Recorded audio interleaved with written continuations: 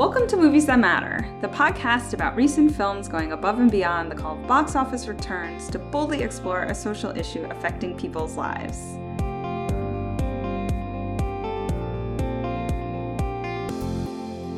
I'm Nicole Finari. And I'm Garret Schellenhammer. And what movie are we overanalyzing this week? Knives Out. So when renowned crime novelist Harlan Thrombey, played by Christopher Plummer, is found dead at his estate just after his 85th birthday, the inquisitive and debonair Detective Benoit Blanc, Daniel Craig, is mysteriously enlisted to investigate. From Harlan's dysfunctional family to his devoted staff, Blanc sifts through a web of red herrings and self-serving lies to uncover the truth behind Harlan's untimely death. All-star ensemble cast with Ana de Armas, Chris Evans, Jamie Lee Curtis, Toni Collette, Don Johnson, Michael Shannon, Lakeith Stanfield, Catherine Langford, and Jaden Martell. Directed by Rian Johnson. Kind of a return to form for him. What did you think? I thought it was the best movie I'd seen of the whole year. How about you? Okay, so this is totally my wheelhouse. Let's just get this out of the way. I've alluded to this on other podcasts, but I grew up watching all those Agatha Christie murder mysteries and Murder, She Wrote. My dad was super into it. So yes, ensemble cast murder mystery. I am here for it. And it did not disappoint. I was going and expecting it to be good. I came out being blown away. Besides the cast and, the acting itself, the writing was so good. And I came out of it, really impressed with how it really tackled some hard-hitting issues as well. It did. Well, at the same time, being this quirky, kind of comedy / thriller / adventure, definitely all the things. It's a cult classic. It will be a cult classic. Staple, guaranteed, approved, no holds back. But yeah, no, I really enjoyed it. I thought it was the best movie of the year, and I'm sad that I had to wait this far in my life to see a movie I didn't know I needed this bad until I saw it. I was getting a lot of good buzz, which always makes me worried because I'm oh no, don't level up my expectations. Plus I'm this movie's been done a million times before. It really, really hit the perfect balance between honoring some of the more fun sort of ensemble murder mystery tropes and then subverting them when necessary, which I can't praise the movie enough for. It went in its own direction when it really needed to, but it still had a lot of fun Easter eggs for those of us who are fans of this genre. So number one, the opening music was the best. It was such the classic murder mystery opening music, and I was yay, I'm so glad you did that. It just was just so fun. And to your point, good Lord, we've seen a lot of heavy movies this year. Yeah. Boy, did I need a comedy. I just needed something a little bit more lighthearted. But a comedy that also tackled several issues. That's what I was blown away by. I was laughing throughout the entirety of the whole movie, but I also sparked conversation. I saw it twice, just so we're clear. It sparked so much conversation between me and my friends that I wanted to be able to talk about the things that were brought up in the movie in such a, not even a, sometimes when I think things are brought up in a comedy way that they're just brushed off as though it's a big old joke. But this was able to use comedy to pair with seriousness in such a way that it blended into an enmeshed, ingrained view of how the world really works. Yeah. And that's what I mean by the writing, though. You can't get that unless you had people sitting down, really thinking through the writing, living that experience, reading it back to themselves, testing it on people. So that's so interesting that you bring up the writing. Let me just say, for the most part, I've gone back and forth with this a few times, but we are on brand as spoilers, so, stop listening. We're going to spoil it. Although there isn't that much to spoil, to be frank. Whatever there is to spoil, get out now, go watch the movie, come back to the podcast.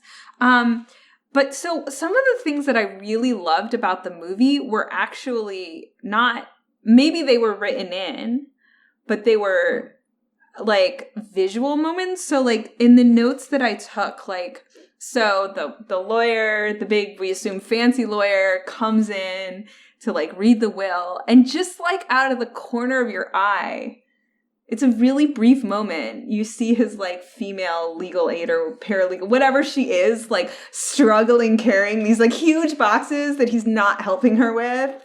And then she's, like, asleep in a corner later while they're all hashing it out. So, like, and then there's a moment, this was played to perfection. And I'm like, God, I feel like it had to have been improvised. Where, like, Don Johnson's talking and he's got, like, a cake plate in his hand. And he keeps kind of, like, reaching it out to Ana de Armas, who is a nurse and is not the housekeeper. And eventually she just, like, takes the plate out of his hand. Right. Which is, no, that's what I mean. Like, there were so many subtlety. So the whole movie really focuses on this murder, right?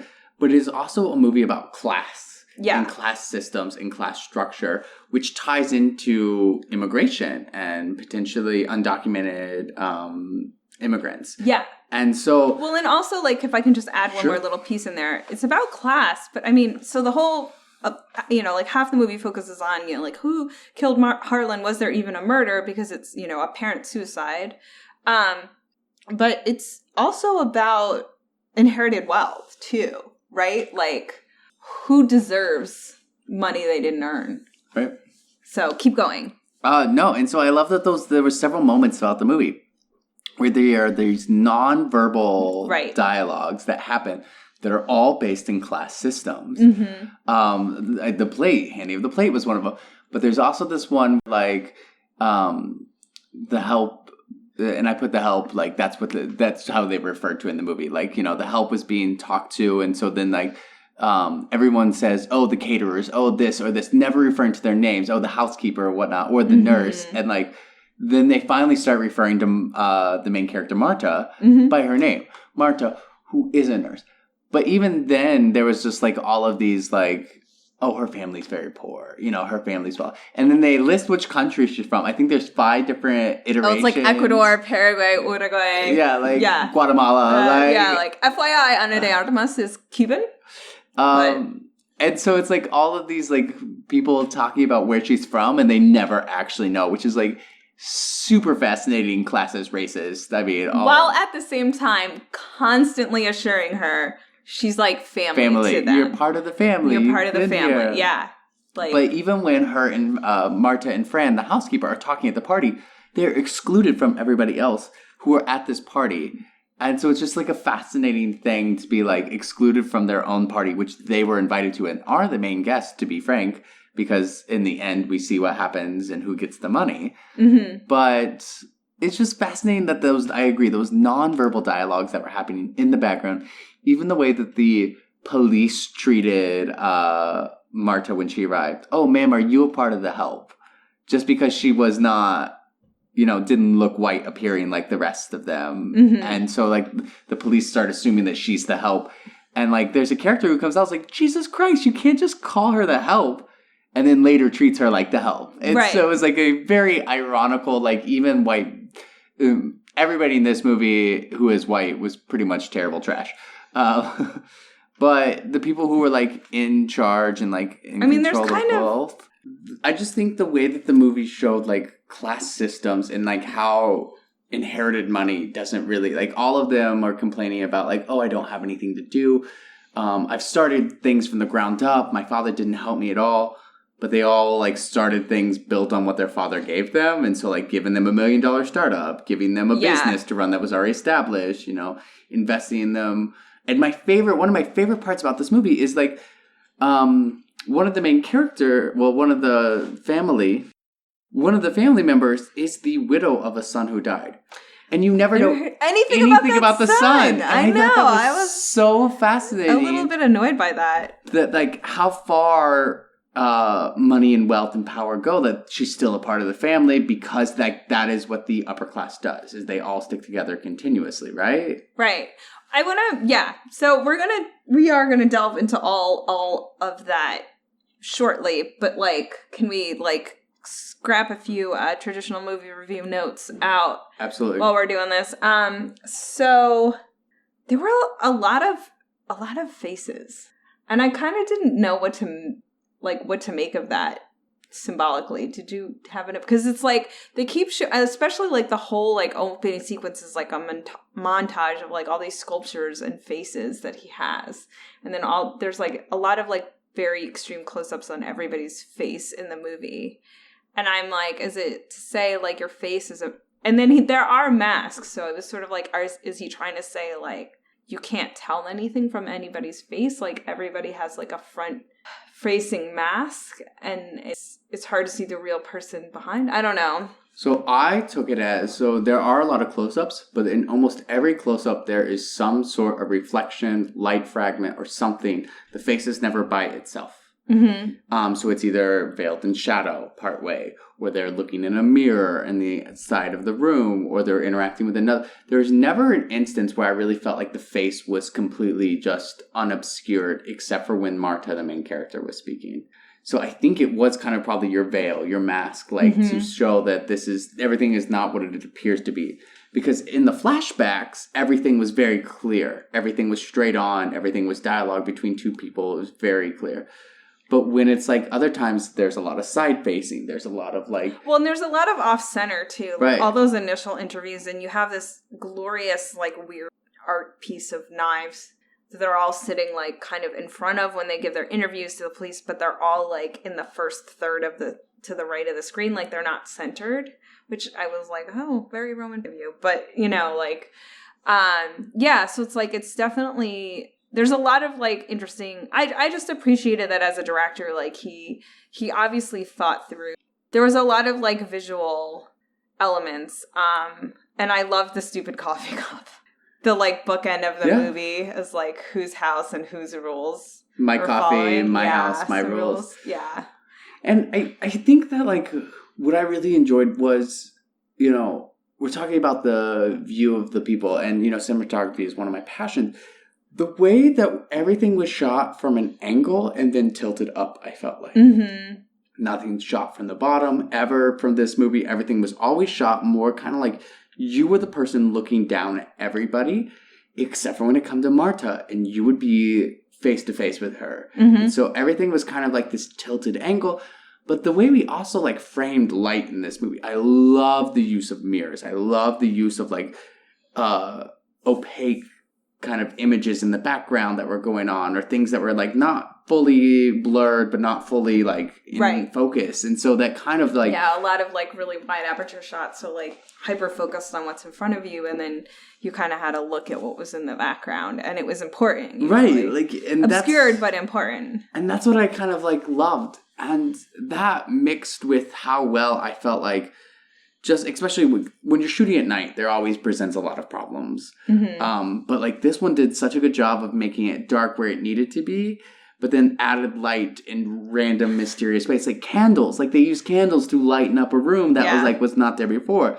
I'm laughing because like it's been like a trope. It's like been a thing in the past like 10 years where you're like, can someone turn on the lights? Like some movies like I've seen where I'm like, I know we complained about this and I can't remember the movie where we're like, it's too dark. Like I can't make anything out. And we talked about like, Christopher Robin. Really stupid, it was so like, dark. Yeah, like artistic choice. I can't actually see your movie. But this one took that and then added light in other places. Yeah. Adding a fireplace, adding a candlelight, adding like weird, especially there's this scene where she's climbing down, what do you call it? The lattice. And it's very dark outside. There's only the house lights lighting her up. But then she lands in front of a window that is lit as well. Yeah. So then you get to see her through the window and her looking back. So she sees her own reflection. She sees just the way that plays out. And I know we're talking about nitty gritty movie stuff here, but like if you have not seen this movie, but if you have not seen this movie, you cannot understand that this is one of the things that I think stuff that the most recent that comes to mind is like Murder on the Orient Express. That's exactly what I was thinking. There was a bland lighting the entire movie. I didn't feel like it like switched in lighting. I felt like it was lit well, but it didn't change. It wasn't fluid and dynamic. It wasn't sumptuous enough for like what you were looking at either. So I would say like sumptuous was not what we were going for in this movie, which is interesting because it's a movie about really wealthy people. But, you know, you had a very colorful palette, you know, and the house really took center stage, and kudos to the art direction on creating that house and putting all those objects in there and just making it this like I mean, back to sort of Murder on the Orient Express, but the original one, like really making this a very fun of that era, like 60s, 70s, like grand house that's usually in England, but this was American, and like we're all in this house, or like Clue in the 80s. Yeah. It was so fun, and there was just so much visual stuff. I will say for me, two things I will nitpick. I'm not a fan of the fast cuts. Like it was a lot for me for the editing. And I thought the reveal, like, so, again, trope, it's in every murder mystery movie where there's a great sleuth, like at the end, the great sleuth like unravels how the whole crime happened. That was not well paced to me. It felt a little long and a little slow, and I didn't need all the intercuts between, like, again, we're spoiling, like, Chris Evans committing the crimes. Like, I felt it dragged, and for all the quick cuts and the tight pacing of everything else, that didn't quite work for me. And see, I think I maybe counter that point because I really enjoyed the fact that they told me who did it within the first 20 minutes. Yeah, no, that was great, although I didn't believe them. But, like, it's something we haven't seen before that, like, they actually explained the murder, which theoretically was explained right up front. Up front. And it was, like, so fascinating to watch that. But again, you have 2 hours of the movie left. So you're like, this is not the end. So you're like, well, what's the catch? What's the catch? And I felt like with you, I'm like, we spent too much time asking what's the catch to land at the catch and then to take time to, and then the plot just developed. I felt like, here's where the writing, I felt like, diverged. It was, instead of just kind of being more sleuthy, it then diverged into a, like, plot of, like, loophole and loophole and loophole and loophole.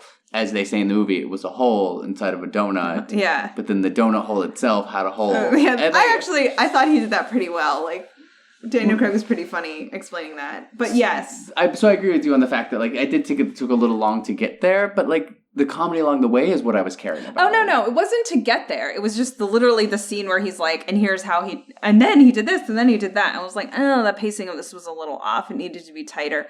But that could have just been, so, like, on a personal level, you know me, like, my mind, I know it's a mystery, so I'm like, my mind is working all the time. And for much of the movie, I thought that Martha, the nurse, was going to be, like, some really super devious mastermind to this whole thing. I did, too. Like, she admits that she did it. And right. I thought that was, like, a ploy to be, like... And then she actually did it to complain that she did it so that nobody would blame her. Yeah. So, and then at the scene, that was the trigger for me. It was a well-placed line. At the scene where they're having lunch and Chris Evans says, grandfather always said you were a better Go player than I was. And I was like, oh, who's the real, like, so I was like, so he thinks he has mastermind tendencies too. That's when I started to, like, add him to my suspect list. So sort of by the end, like, I kind of knew it was coming, like... Yeah, I don't think it was a surprise it was Chris Evans, but I think it was a surprise at how far he was willing to go. I think the big surprise for me, and the thing that I just, like, loved the most about the movie, was that, and where I realized, like, okay, now she legitimately isn't some sort of evil mastermind, is when she tries to save Fran's life, when she's like, F it, and she's like, this person is dying and I'm gonna save them. And I'm like, so just at a very human level, like, really the whole plot of this movie is about someone who screwed up, as always, should have gone to the police, like, should have gone to the police right away and just, like, done the right thing, called an ambulance. But when given the next chance to, like, keep covering up, doesn't take it. Like, is essentially a good person. And I've said this before, like, I get tired of watching things where everybody's a lousy person. Like, it's not fun, and I actually don't think it's realistic. There are plenty of good people out there. There are plenty of people whose default actually is to do the right thing. So I just love that the whole murder mystery was centered around the fact that, like, she was a good person. Well, I also want to say that, like, what she should have done in the beginning is what she tried to do. And then she was reminded by a person in power that doing the right thing may cause more harm to her family, in the fact that they may be, because her mother is an undocumented worker working in the United States. Right. And so a person in power then reminds a person who is legitimized. The Marta is legitimized and works in the United States, but her mother's an undocumented worker, and he reminds her of that. And so, like, she tried to call an ambulance. He hangs up the phone and says, remember your mother. Right.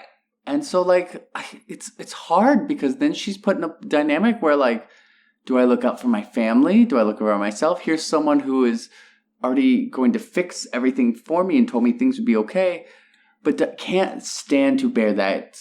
It's not even guilt. It's that burden. Yeah. Of what happened. And so she comes clean. And that's like, she tells what happened. Right. And then on the flip side, you have Harlan, who, I mean, I remember thinking at the time, like, wait, let's see if he develops symptoms before we go through with the suicide. like this is very extreme. Like, but who literally, like, sacrifices himself. So when he tells her to cover up the murder, it isn't for him. It's not a CYA for him, right? Like, right. At all. And he literally sacrifices himself to protect her. So at the center of this are two people who care about each other. Yes. And are willing to sacrifice for each other. And it's just like, for murder mysteries, even the old-fashioned ones, like, are always about bad people. And this one had bad people in it. But the center of the movie wasn't bad people. It was good people. And it was just so nice. And I feel like a lot of the murder mysteries we've watched over the years, everyone turns out to be bad. Everyone's got some dark past. Everyone has some dark motive, And, like, that's why they could all be guilty of it. And now we kind of learn, like, there's no real other motive. She was good to a man, took care of him as a nurse. He, for the first time in his life, felt like somebody wanted to take care of him without wanting something from him. She was doing her job, sure, but, like, she also was his friend. And that's why he chose to leave her all the money. Right. And that becomes the crux of, like, the whole movie. It's like, I think if one person in his family had just taken an interest in him and said, how are you? How's your life? What's going on? Instead of the business, instead of the money, instead of the things. There is one person, and that person does not get screwed. That person gets rewarded. Who? His daughter. It's quite clear they have a very loving relationship. And we'll get into this whole her self-made thing when he gave her the money, but she's legitimately took the money, built a very successful enterprise, protected her wealth from her terrible husband early on, and then, you know, he gives her that letter to, like, protect her. And I was really... I'm going to push back because she didn't raise her son to have those ideals and values. She didn't. And she wasn't a perfectly good person. But you said she never cared about her father. And I'm like, no, they had a good relationship. And he tried to protect her in the end. And she was the only one that he seemed to have a good relationship. I agree with you. But I thought that was nice. Like, again, like, nuance. Like, she isn't a great person. And we'll get into that. But I'm glad you brought it up before I did. Once again, the parallels to, and let's just pretend the remake never happened, to Murder on the Orient Express are so strong. Because that's one of the few, like, if you haven't seen Murder on the Orient Express, fast forward 30 seconds, you know, the whole plot of Murder on the Orient Express is that the person that they first of all, they all did it, right? Right. And the person that they killed deserved to die. And at the end of the day, Poirot is like, figures out what happens and looks at them and goes, well, I have a perfectly good explanation. I'm just going to go with that. And lets them all go. Right. Which is, you know, she is in it, ends up being vindicated, but, like, which is clearly what, you know, the detective was trying to do here. And I was like, what a cool, because it's such an outlier. Like, I just thought, oh, how great that that's the one they wanted to emulate. No. And it showed that a good person can be rewarded even when they try to not be. She tried to give the money back. She tried to say, I'm guilty, you know. And it was only for the fact of, and maybe this is a good time to switch into Daniel Craig's character. Yeah. Like, she tried to give it all back. She tried to say, I don't deserve this. I'm not worthy. Because that's how I think as a class system, we teach people. Like, you are not worthy. You don't deserve this. You didn't do anything for this. When sometimes the actual fact of the matter is you've done more than anybody else in the matter, but you can't see past what is being told to you. And Marta was like, I don't know what I'm going to do. And I think that was the best thing they could have ever done. She never said, I wanted to keep the money. She never in the whole movie said she wanted to keep the money. She did say, I don't know what I'm going to do. I need to think this through. Harlan left this to me. I don't know what that means. Why? Like, I don't get it all. She's in just as much turmoil and shock but nobody gives her that time to figure it out. Right. They instead just pressure her to give it back, spend it on me, spend it on this person. Or one of my favorite lines in the whole movie that's not comedic is she's being pressured by one of the sons to give the money back. And he's like, your mother's undocumented. We can get you the best lawyers. We can get you the best resources, da-da-da-da-da. And she clarifies, she says, so with your money, you can get the best resources. You can get the best lawyers. And he was like, yes, absolutely. She's like, so with my money, I can do the same thing. Yeah, I don't need you. And he was just like, well, that's not what I meant. And she's starting to realize that all these people who claim that she's family, we'll put that in quotes, that I want you there, I've supported you, I love you, you're always close to us. They don't really care about her until she has money. And that is the only reason that she is now important to them, is because she is the sole money. Right. And I think, to build on what you said, you have this very sometimes it seems subtle in this country. It doesn't seem subtle to me. Two-tiered system where we're, as Americans, we're all about the work ethic, work hard, put yourself up by your bootstraps. But so that's what Marta feels, right? And that's what they tell her she needs to do. You only get to earn money through hard work. And then they've convinced themselves the same rule applies to them. But that's the thing about inherited wealth. You didn't do diddly for that money. Right. Your parents did. Right, I agree. So to feel so entitled to money that you didn't earn the sweat of your own brow is something that is just so backwards in this country. And I will tell you this if you don't know. And of course, Trump, one of his first things he did was even raise the limits on the estate tax. The way that estate tax is set up, my professor once brilliantly said, it's a gift you can decide to give the government. Because honestly, rich people, there's so many ways to get out of actually paying an estate tax.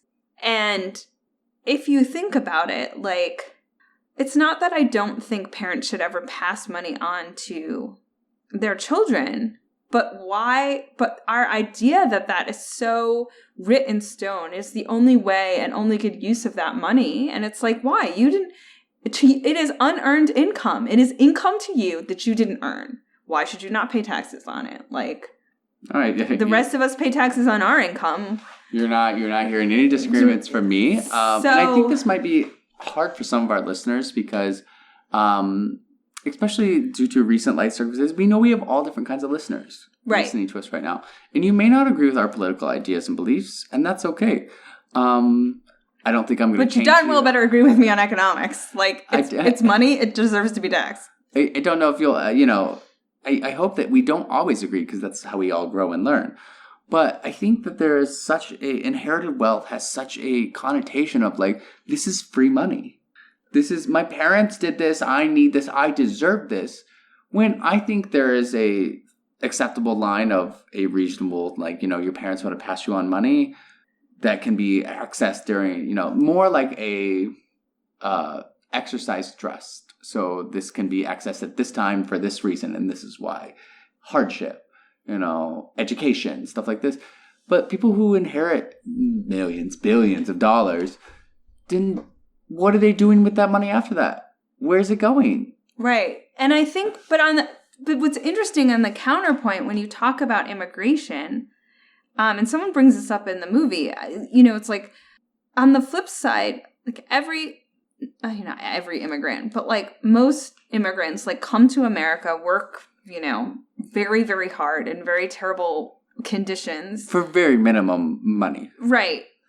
To give their children a better life. Right. So on the one hand, it's, sort of counterpoint, it's easy to say, but the kids didn't earn any of that. But it's but the parents, the idea is that the parents sacrifice to give this better life to their children. So why should that apply to immigrants and not to wealthy people, right? No, so it's it's interesting. It's very nuanced and it's very difficult. And I think that even if you were to spread it out over a instead of just granting somebody their inherited wealth immediately, invest, they need, I don't know. Inherited wealth bothers me a lot because I've never experienced that kind of wealth, never will. Coming from a very poor family, I will never experience that kind of wealth in my lifetime.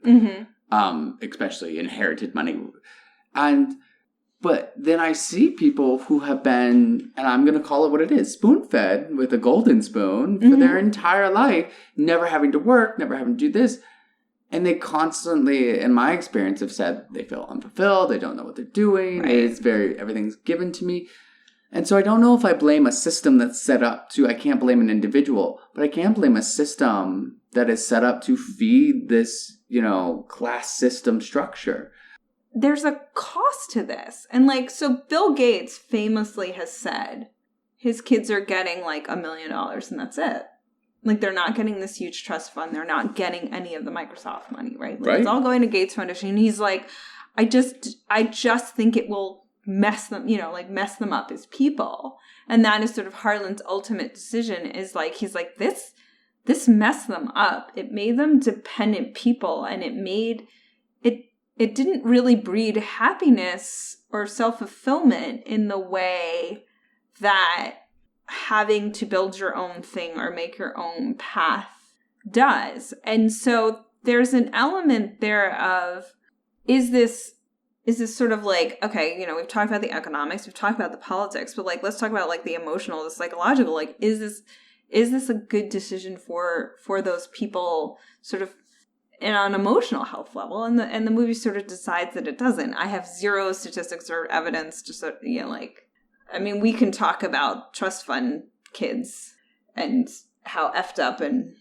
I feel like there's a lot of drug use and stuff in that community. But then you can also look at I remember a few years ago the Rockefeller heirs all came out against climate change, and shoot, their litany of accomplishments was a mile long. Some of them had PhDs, they were working think tanks, and it's how did their inherited wealth not mess them up? It didn't, so I don't know. And I think the key here is not inherited wealth. I think is how prepared you were before the inherited wealth happened. Interesting. Elaborate. And I think that if you're taught a certain way of life that you need to fend for yourself, you need to think for yourself, you need to provide for yourself, and that education and people are the most important thing, and that this money might not be yours. You may not inherit this wealth. The idea that the inherited wealth doesn't benefit you, that you were supposed to have a greater calling. And we can talk about the ethics of if people with more money should do more for the world. We'll just put world in quotations, insert environment, insert poverty, insert veterans, insert whatever you'd like here. We'll say world. That's just a catch-all phrase. Do people with more money need to invest more in the things? I personally think yes. But that is not a culture that is brought up in the upper class, especially in American culture, because we see other countries with people with wealth do invest more money. Countries that are predominantly first world, top industrialized nations do not invest more into their structures, systems, people. And it is because this idea, I think, of capitalism, wealth, and what I'm going to say Western influence, because a lot of Eastern countries give back a lot to their generational. But here's why I think America sticks out, and I think where the system went really wrong is that, compared to, let's say, Britain, who's often been our model, right? Or probably even France. I don't know anything about also, French, this goes out to all of our British friends who just had the most recent vote. We are here and with you. We don't have what's known as a fixed social class in this country. We don't have it, which is not to say that we don't have a class system, because we do, but we don't have, so this is kind of embarrassing, and I will just admit it up front. I was in London a few years ago, and I was talking to a friend, and I said something about but when did they get rid of the House of Lords? As if it was completely self-evident that at some point the House of Lords must have been disbanded, because you can't seriously still have a part of your government be inherited by birth. And he was like, no, the House of Lords is still there. And I was like, no. And I was like, I thought I just missed that piece of news. And I'm like, so But I do think in that sense, when you talk about the values of the upper class, when you talk about the original ones who are modeling themselves after a more English system, like the Rockefellers and the Astors and the Vanderbilts, they did have this sense of sort of noblesse oblige, or how many things are named after Andrew Carnegie, like of sort of them being responsible for supporting public works and for doing, charitable acts, which I think is no longer the case as we've gotten farther away from that sort of fixed social class mentality. And that the people who make a lot of money now, say, for example, our president, who sets up a charity which he literally just uses to steal money from and not actually do any good works with, right? So I think there's a weird tension in our system of class where, like, we have, and everybody blames capitalism, like, where it just become so focused on money and out for number one. Well, money and out for number one, and a way that means versus goals is what the American culture teaches. If you want to achieve something, just work hard. You will get there. If you want to be a millionaire, just work hard enough. You will get there. That's what all these people did before you who are millionaires, which is not the case.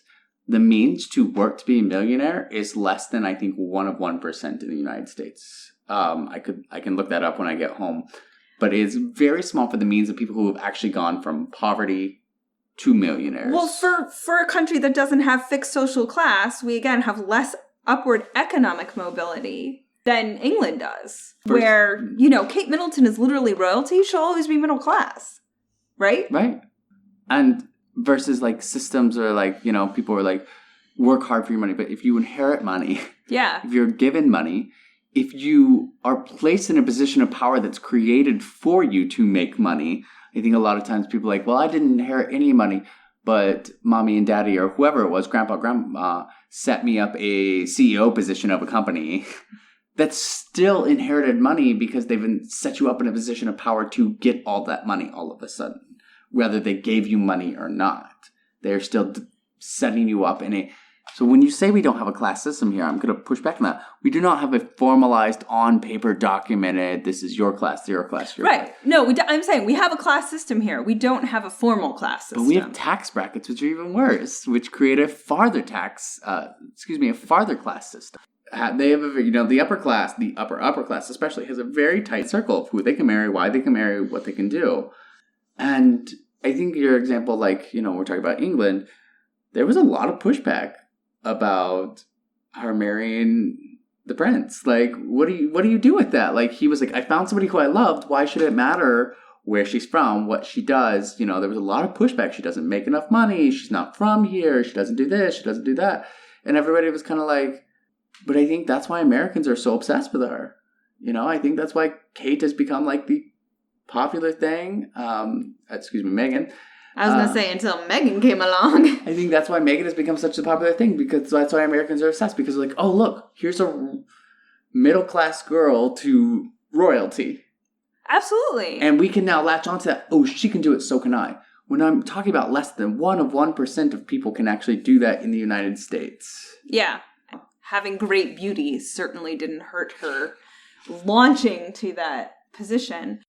We didn't get to touch on it, but there is a alt-right Nazi child in the movie, and I like the number of lines that are like against this child were hilarious. But it is like one of my favorite lines of the whole movie is where Daniel Craig in his like southern voice was like, "What was it the Nazi child heard while he was masturbating in the bathroom?" And it's just like, they poke fun at alt-rights completely throughout the movie, just so we're clear. And I think that was brilliantly done.